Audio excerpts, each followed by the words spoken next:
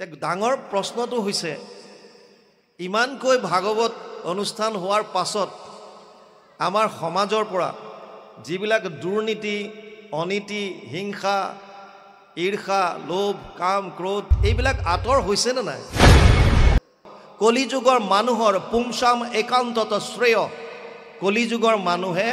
কৰিবলগীয়া কল্যাণকাৰক কৰ্মটো ভাগৱতৰ মূল লক্ষ্য হৈছে আশ্ৰয় মানে শৰণ ক'ত লোক আজিকালি বহুত দেখা যায় বহুতে ভাগৱতৰ ওপৰত লেকচাৰ মাৰি আছে কিন্তু তেওঁলোকক যদি সোধে তুমি একত শৰণ ললানে নাই তেতিয়া তেওঁলোকে পিছ হুহুকা বৰ্তমান অসমত ভাগৱতৰ এক জোৱাৰ উঠিছে ভাগৱত এক বিপ্লৱৰ দৰে হৈছে আপুনি যেনিয়ে যাওক কেৱল ভাগৱতৰ আৰু ৰাস্তাৰ দাঁতিত আপোনালোকে দেখা পাব ডাঙৰ ডাঙৰ বেনাৰ হোৰ্ডিং লগোৱা থাকে অখণ্ড ভাগৱত পাঠ অবিৰত ভাগৱত পাঠ আৰু পৰ্যালোচনা ভাগৱত পাঠ আৰু ব্যাখ্যা আৰু হয়ো প্ৰতিখন গাঁৱত প্ৰতিটো সুবাত ৰাজহুৱাভাৱে একেবাৰে কমকৈ হ'লেও আমি বছৰি এভাগ ভাগৱতৰ অনুষ্ঠান কৰা যায় আৰু সুকীয়াকৈ এনেকৈ বহুত চলি থাকে ডাঙৰ প্ৰশ্নটো হৈছে ইমানকৈ ভাগৱত অনুষ্ঠান হোৱাৰ পাছত আমাৰ সমাজৰ পৰা যিবিলাক দুৰ্নীতি অনীতি হিংসা ঈৰ্ষা লোভ কাম ক্ৰোধ এইবিলাক আঁতৰ হৈছে নে নাই আমাৰ সমাজখনৰ পৰা এইবিলাক দূৰ হৈছে নে নাই কাৰণ ব্যাসদেৱে কৈছে পদ্মপুৰাণৰ উত্তৰখণ্ড পদ্মপুৰাণ মানে 18খন পুৰাণৰ দ্বিতীয়খন ডাঙৰ পুৰাণ আটাইতকৈ ডাঙৰ পুৰাণখন হৈছে স্কন্দ পুৰাণ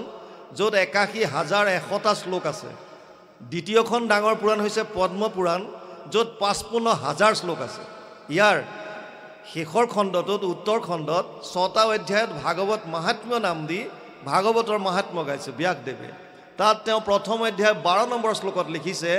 এতদস্মাৎ পৰম কিঞ্চিত মনশুদ্ধেন বিদ্যতে জন্মান্তৰে ভৱেৎ পুণ্যম তথা ভাগৱতম লভেৎ পদ্মপুৰাণ উত্তৰ খণ্ড প্ৰথম অধ্যায় ভাগৱত মহাত্ম্যৰ প্ৰথম অধ্যায় ১২ নম্বৰ শ্লোক অৰ্থাৎ মন শুদ্ধিকৰণৰ কাৰণে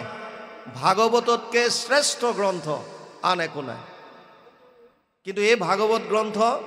জন্মান্তৰে ভৱেৎ পুণ্যম তথা ভাগৱতম লভেৎ বহুত জন্মৰ পুণ্যৰ ফলতহে আমি শুনিবলৈ পাওঁ আৰু এতিয়া ওপৰে ওপৰে চালে আমি দেখোঁ যে বৰ্তমান সময়ত ভাগৱতৰটো জোৱাৰ উঠিছে চবফালে ভাগৱত শ্ৰৱণ কীৰ্তন এতিয়া ইমানকৈ শুনাৰ পাছত আমাৰ মনবিলাক শুদ্ধ হ'ব লাগিছিল আৰু মন যদি শুদ্ধ হয় তেতিয়াহ'লে সমাজত এই দুৰ্নীতি অনীতি হিংসা ধৰ্ষণ লুণ্ঠন এইবিলাক একেবাৰে নাইকিয়া হ'ব লাগিছিল কিন্তু আমি এতিয়াও দেখা পাওঁ যে সমাজখন এতিয়াও এইবিলাকৰ পৰা মুক্ত হ'ব পৰা নাই তেতিয়াহ'লে ইয়াৰ মূলতে কি কাৰণ হ'ব পাৰে আমি ভাগৱত শুনিও আছোঁ আৰু আমি অনীতি কৰিও আছোঁ ক'ত কেনাটো আছে চাওক ইয়াৰ কেইটামান কাৰণ হ'ব পাৰে প্ৰথম কথা ভাগৱত যেনেকৈ আমি শুনিব লাগে শ্ৰৱণ যেনেকৈ কৰিব লাগে হয়তো আমি তেনেকৈ কৰিব পৰা নাই দ্বিতীয় কাৰণ হয়তো ভাগৱতৰ কথা বুজাই দিবৰ কাৰণে যিসকল পৰ্যালোচক বা আপোনালোকৰ ভাষাত ব্যাখ্যাকাৰ বুলি আপোনালোকে মাতে আমাৰ দৰে অজ্ঞসকলক আমি হয়তো ভাগৱতৰ তত্ত্বসমূহ আপোনালোকৰ হৃদয় স্পৰ্শ কৰিব পৰাকৈ বুজাই দিয়াত বিফল হৈছোঁ স্বীকাৰ কৰোঁ ভুলটো ভুল নোৱাৰাটো নোৱাৰা আমি পৰা নাই পাৰিলে আপোনালোকে ভাগৱতৰ তত্ত্ব যদি এবাৰ বুজি পায় তেতিয়াহ'লে অন্তৰত কলুষতা থকাটো অসম্ভৱ অন্তৰত ময়লা থকাটো অসম্ভৱ তৃতীয় হয়তো সমাজত এতিয়াও এনে বহুত আছে মানুহ যোনে ভাগৱত শ্ৰৱণ কৰিয়ে পোৱা নাই এইটো নুই কৰিব নোৱাৰি থাকিব পাৰে আৰু চতুৰ্থ এটা কাৰণ হ'ব পাৰে শুনাটো শুনিছোঁ বুজাটো বুজিছোঁ কিন্তু নামানো কি কৰ চব জানো জনাত গোটেইখিনিয়ে জানিছোঁ বুজাটো বুজিছোঁ শুনাটো শুনিছোঁ কিন্তু যেনেকৈ ভগৱান কৃষ্ণই দুৰ্যোধনক কৈছিল তই ধৰ্ম কি জাননে নাই কৈছে জানামি ধৰ্মম নাচামে প্ৰবৃত্তি তই অধৰ্ম কি জানা নাই জানামি অধৰ্মম নাচামে নিবৃত্তি কেনাপি দেবেনা হৃদয় স্থিতম যথা নিয়োজয়সি তথা কৰোমি ইয়াৰে অনুবাদ কৰিছে ঘোষাত ধৰ্মক জানোহো মই তথাপি প্ৰবৃত্তি নাই অধৰ্মতো নিবৃত্তি নহয় হৃদয়স্থিত হোৱা তুমি যেন কৰা বাহা স্বামী ঋষিকেশ কৰিব তেনয় সুবিধাটো ল'লে পিছৰটোত কিন্তু প্ৰথম কথা হৈছে ধৰ্মক জানো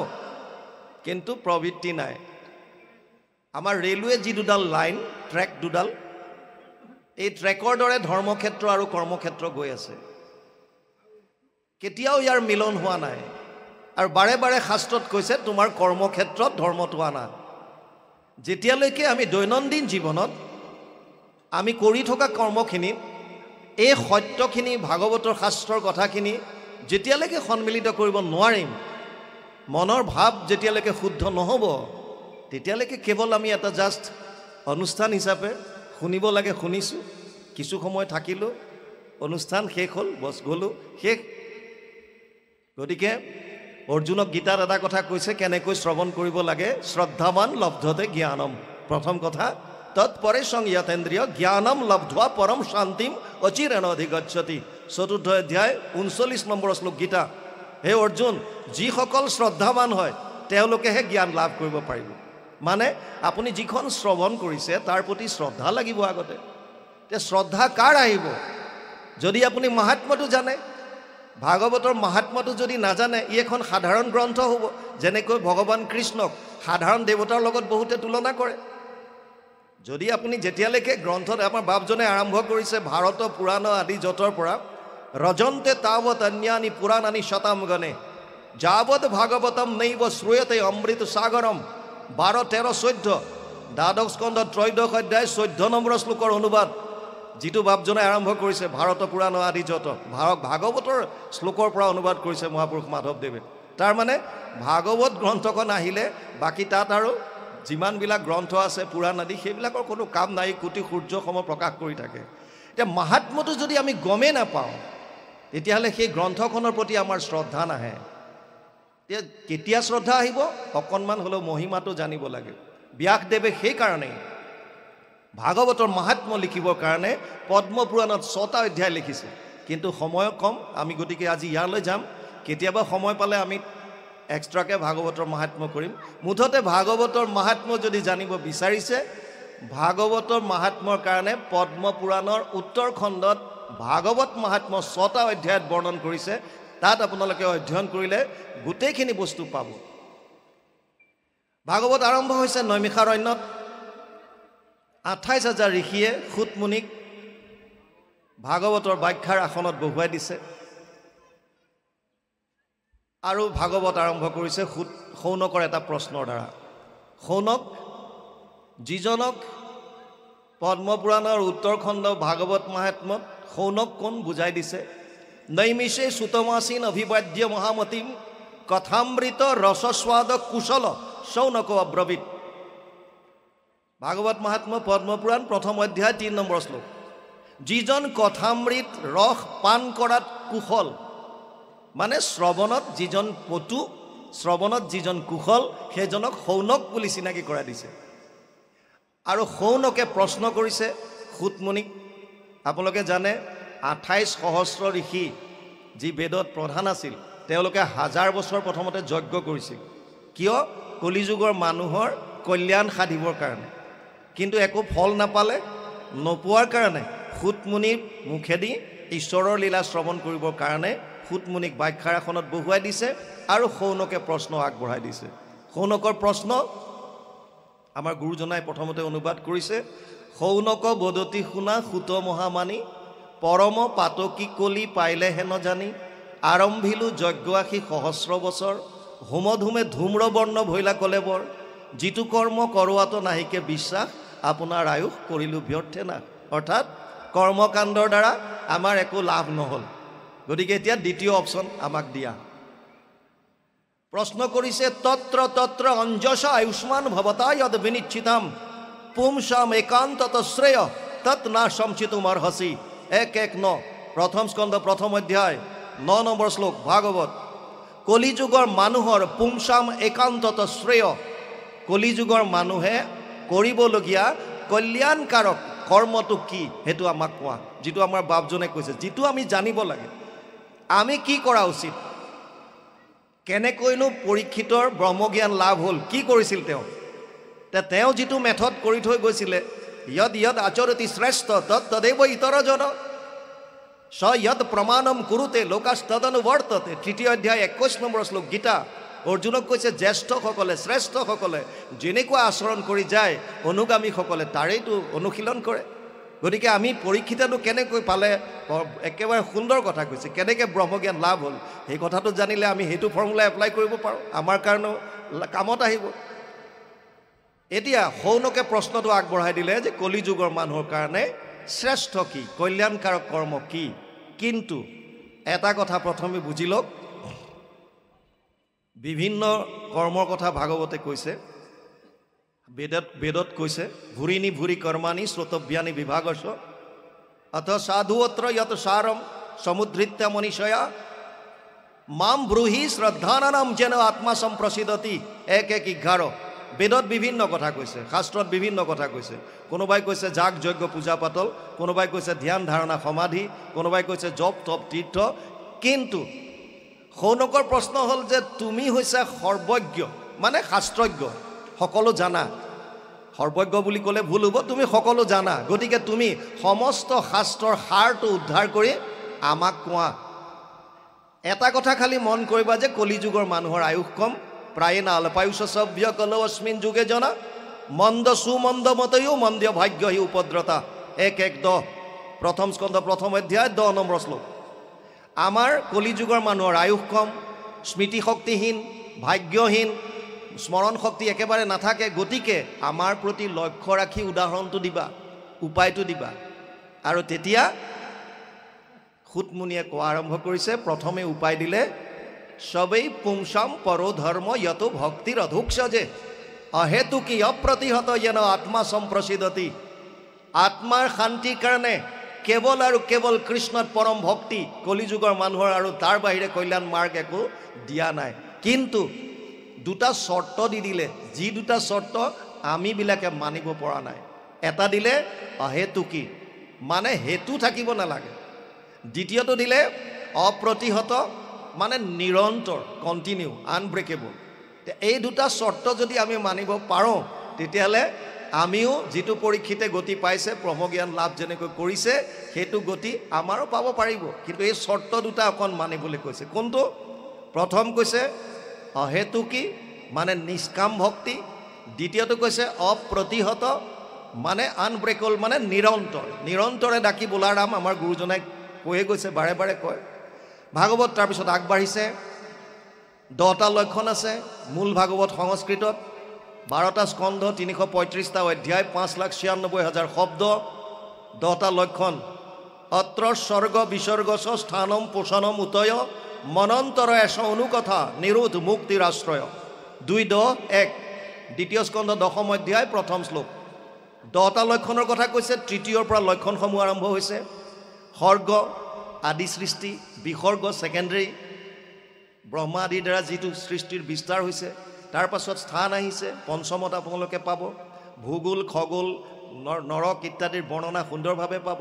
ষষ্ঠ স্কন্ধত পোষণৰ বিষয়ে কৈছে অজামিল উপাখ্যান বৃত্তাসুৰ চিত্ৰকেতু উপাখ্যান এয়া পাব সপ্তমত উতিৰ কথা কৈছে লক্ষণ উতি মানে বাসনা তিনি ধৰণৰ বাসনা আছে এক দৈবিক বাসনাৰ উদাহৰণ দিবলৈ গৈ প্ৰহ্লাদৰ চৰিত্ৰ আনিছে আসুৰিক বাসনাৰ কথা ক'বলৈ গৈ হিৰণ্যকশিপু হিৰণ্যক্ষৰ চৰিত্ৰ আনিছে আৰু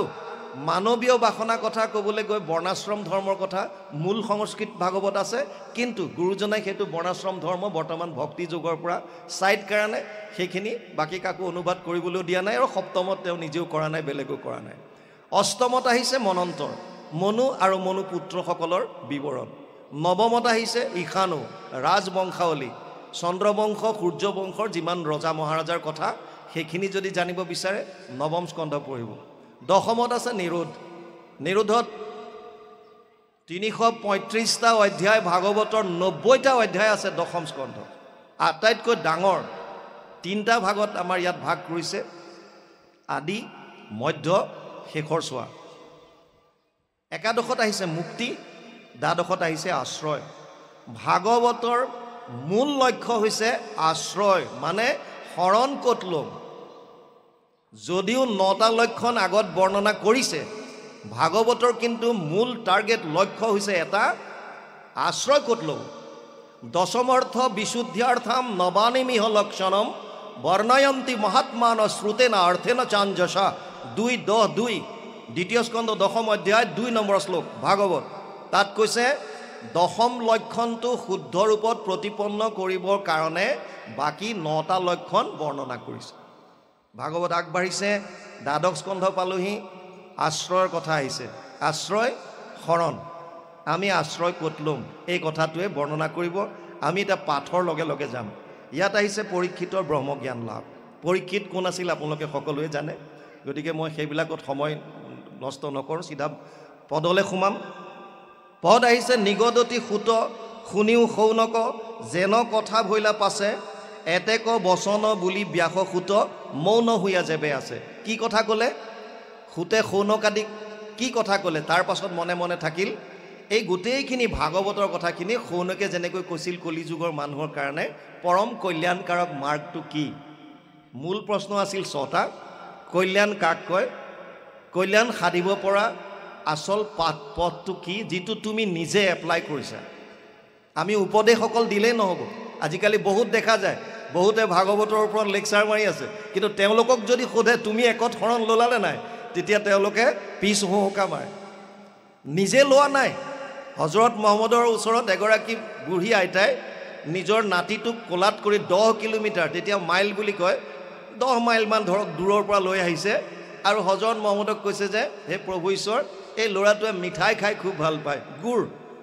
আপুনি এবাৰ ল'ৰাটোক বুজাই দিয়ক যে মিঠাই খালে পেলু হয় গতিকে খাব নালাগে হজৰত মহম্মদে কৈছে যে আইতা আপুনি এসপ্তাহ পিছত আহিব বোলে কিয় আজি কৈ দিলে কি হয় বোলে কথা আছে আজি নকওঁ এসপ্তাহৰ পিছত আহিব আমি কৈ দিম এসপ্তাহৰ পিছত আকৌ লৈ আহিছে সেই 10 মাইল বাট বুকি কোচাৰ কোলত লৈ আৰু যেতিয়া আহোঁতে লগে লগে হজৰত মহম্মদে ক'লে যে এই উপায় মিঠাই নাখাবিও বৰ বেয়া বস্তু এইটো পেটত পেলু হয় বুঢ়ীগৰাকীয়ে কৈছে এই কথাষাৰ তুমি সেইদিনাও ক'ব পাৰিলাহেঁতেন মই ইমান দূৰ কোলাত লৈ আহিছোঁ এই কথাটো সেইদিনা কৈ দিয়া হ'লে মই আজি আহিব নালাগে হজৰত মহম্মদে কৈছে কাৰণ তেতিয়া এই কাৰণে কোৱা নাছিলোঁ যে ময়ো গুড় খাই ভাল পাইছিলোঁ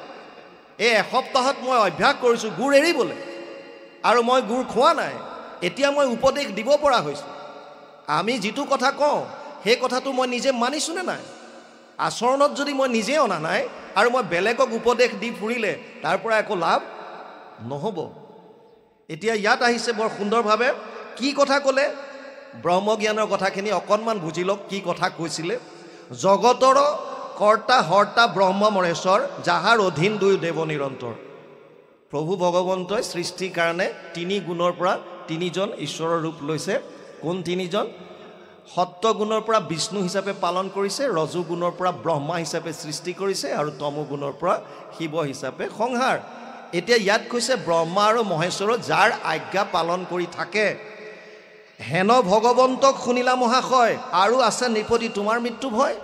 পৰীক্ষিতক সুখদেৱে কৈ আছে শৌনকক সুতমুনিয়ে কৈ আছে পৰীক্ষিতৰ কথা কৈছে যে যিজন ঈশ্বৰৰ কথা তোমাক শুনাই দিলোঁ যিজনক অভয় বুলি কয় যাৰ চৰণত শৰণ লোৱাৰ পাছত মানুহৰ তিল মানুহ আৰু ভয় নাথাকে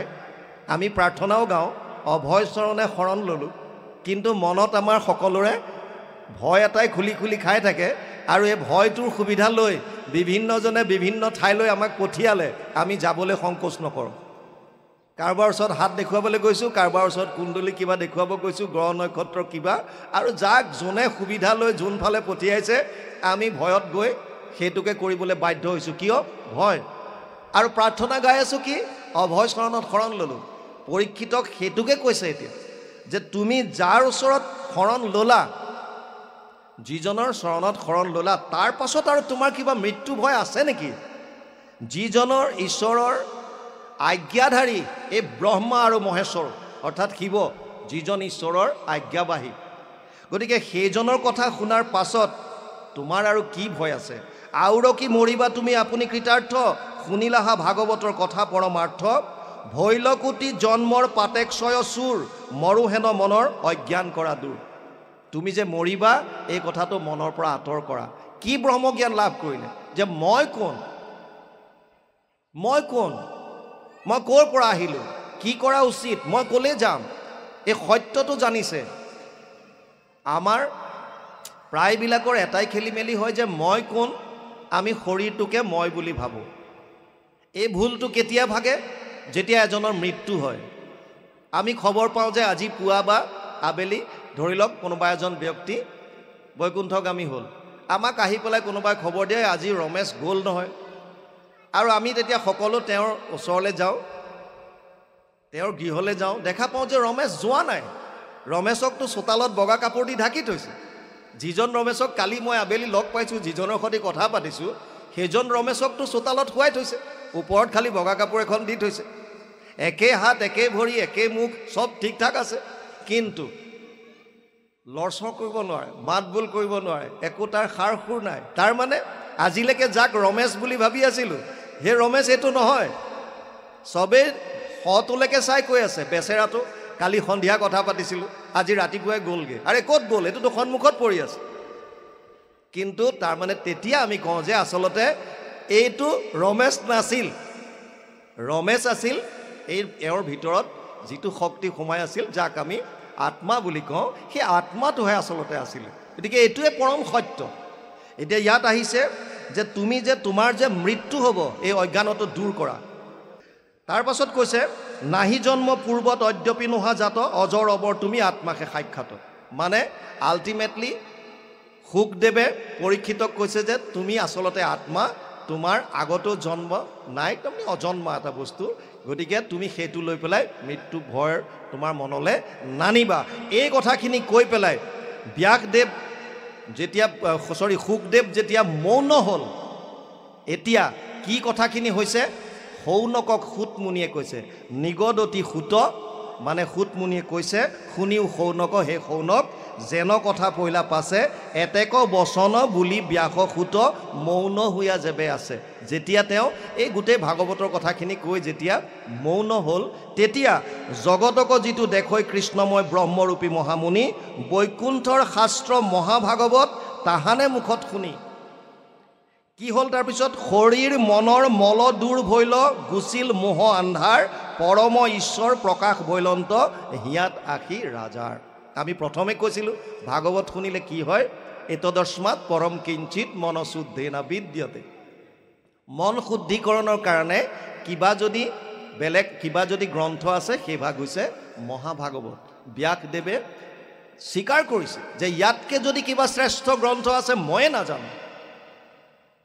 আৰু এই কথাটো ইয়াত স্বীকাৰ কৰিছে এতিয়া কোনে সুতমুনিয়েও কৈছে যে বৈকুণ্ঠৰ শাস্ত্ৰ মহাভাগৱত তাহানৰ মুখত শুনি তাৰ মানে শুকদেৱৰ মুখত পৰীক্ষিতে শুনাৰ পাছত কি হ'ল শৰীৰ মনৰ মল দূৰ ভৈল দুটা কথা দিছে ইয়াত এটা হৈছে শৰীৰৰ দ্বিতীয়টো কৈছে মনৰ আধ্যাত্মিক ভাৱত আমাক মনৰ ওপৰত বেছিকৈ আমি গুৰুত্ব দিব লাগে কাৰণ তিনিটা মাৰ্গৰ কথা আমি জানো এটা হৈছে কৰ্ম মাৰ্গ এটা হৈছে জ্ঞান মাৰ্গ এটা হৈছে ভক্তি মাৰ্গ উদ্ধৱক তিনিটা মাৰ্গৰ কথাই কৈছে যোগত্ৰায়ময়ী প্ৰোক্তা নৰনম শ্ৰেয় বিদিচ্ছয় জ্ঞানম কৰ্মম চ ভক্তিম চ না উপায় অন্য অস্তি কুত্ৰাচিত 11:20 একাদশ খণ্ড 20 অধ্যায় 6 নম্বৰ শ্লোকত কৈছে হে উদ্ধৱ মোক পাবলৈ তিনিটা মাৰ্গ আছে এটা কৰ্ম মাৰ্গ য'ত ইন্দ্ৰিয় প্ৰধান কৰ্মৰ ওপৰত য'ত গুৰুত্ব দিয়ে আপোনালোকে প্ৰায়বিলাক অনুষ্ঠানত চাব ভাগৱতৰ অনুষ্ঠানত কিছু সংখ্যক লোকে চাকি গছি এক্সট্ৰাকৈ জ্বলোৱাত তেওঁলোকে বেছি গুৰুত্ব দিয়ে সুকীয়াকৈ আহি চাকি বন্তি জ্বলোৱাতহে বেছি গুৰুত্ব দিয়ে ব্যাখ্যাকাৰে কি কৈ আছে কি পাঠ চলি আছে তাৰ প্ৰতি তেওঁলোকৰ ইমান গুৰুত্ব নাই কিয় তেওঁলোক কৰ্মপ্ৰধান গম পাই যায় তেওঁলোক হৈছে কৰ্মপ্ৰধান ইন্দ্ৰিয়ৰ কৰ্মৰ দ্বাৰা জাষ্ট ঈশ্বৰৰ উপাসনা কৰিলে ভাবিলে শেষ যিসকল ইণ্টেলেকচুৱেল যোনে বুদ্ধিৰ ওপৰত বেছিকৈ গুৰুত্ব দিয়ে তেওঁলোক জ্ঞান মাৰ্গত যাব বিচাৰে তেওঁলোকে নিৰ্গুণ নিৰাকাৰ ব্ৰহ্মক উপাসনা কৰি ঈশ্বৰক পাব বিচাৰে আছে তেনেকুৱা নোহোৱা নহয় আমাৰ ৰাণীক্ষেত্ৰত পোষ্টিং আছিল হিমালয়ত এতিয়াও বহুত তেনেকুৱা তপস্যা কৰি আছে নিৰ্গুণ নিৰাকাৰ ব্ৰহ্মক উপাসনা কৰিছে কিন্তু সেইটো মাৰ্গ সহজ নহয় সেইকাৰণে উদ্ধৱক সিদ্ধান্ত দিছিল জ্ঞান কৰ্ম ভকতি কহিলো কৰি ভেদ ভকতি পৰম পন্থ দিলো পৰিছে আৰু ভক্তি মাৰ্গত ভাৱৰ প্ৰাধান্য বেছি ভাৱ ক'ৰ পৰা আহে মনৰ পৰা গতিকে মনৰ শুদ্ধতা হ'ব লাগিব সেইকাৰণে ইয়াত এতিয়া কৈছে শৰীৰ মনৰ মল দূৰ ভৈল যিমান পৰীক্ষিতৰ মনত যেনেকুৱা ধৰণৰ মলিনতা আছিল অৰ্থাৎ অজ্ঞানতা যিমানখিনি আছিল সেইবিলাক দূৰ হ'ল গুচিল মোহ আন্ধাৰ যিটো মোহ আছিল সেই সমস্তখিনি মায়া এইবিলাক সব দূৰ হ'ল পৰম ঈশ্বৰ প্ৰকাশ ভৈলন্ত হিয়াত আখি ৰাজা ইয়াৰ পৰা আৰু এটা বস্তু বুজি লওক যে প্ৰভু ভগৱন্ত ক'ত বিৰাজমান হৈ আছে আমাৰ সকলোৰে হিয়াত দেৱৰো ঈশ্বৰ হৰি তান্ত মহা যত্ন কৰি লৈও এক শৰণ সাক্ষাৎ যাৰ ইচ্ছা মুখ্য পাইবে নালাগে দূৰক যাইবে আছে হৰি সবাৰো হিয়াত গতিকে আল্টিমেটলি এইটো কথা ভাগৱতেও শেষত গৈ স্বীকাৰ কৰিছে যে তেওঁৰ হৃদয়ত আহি প্ৰভু ভগৱন্ত প্ৰকাশ হ'ল দ্ৰৱ ভৈলা চিত্ত তনু ৰোমাঞ্চিত ঝৰে নয়নৰ নীৰ আনন্দে মগন ভৈল কতক্ষণ কৰিলন্ত চিত্ত থিৰ যেতিয়া আপুনি ভক্তি মাৰ্গত প্ৰথম খোজটো আগবঢ়াইছে বুলি অনুভৱ কৰিব কেতিয়া গম পাব যেতিয়া হৰি কথা শুনিলে আপোনাৰ প্ৰথম লক্ষণ হৈছে গাৰ নোম ডাল ডাল দিব দ্বিতীয় হৈছে চকুৰ পৰা যেতিয়া পানী ওলাব কেতিয়াবা আপোনালোকে কিছুমান কৰবাত দেখে যে আপুনি নিজে গুৰুগৃহত যেতিয়া ৰাতিপুৱা বা সন্ধিয়া যেতিয়া আমি গুৰু সেৱা কৰোঁ কেতিয়াবা সদায় নহ'লেও আপোনালোকে লক্ষ্য কৰিব যে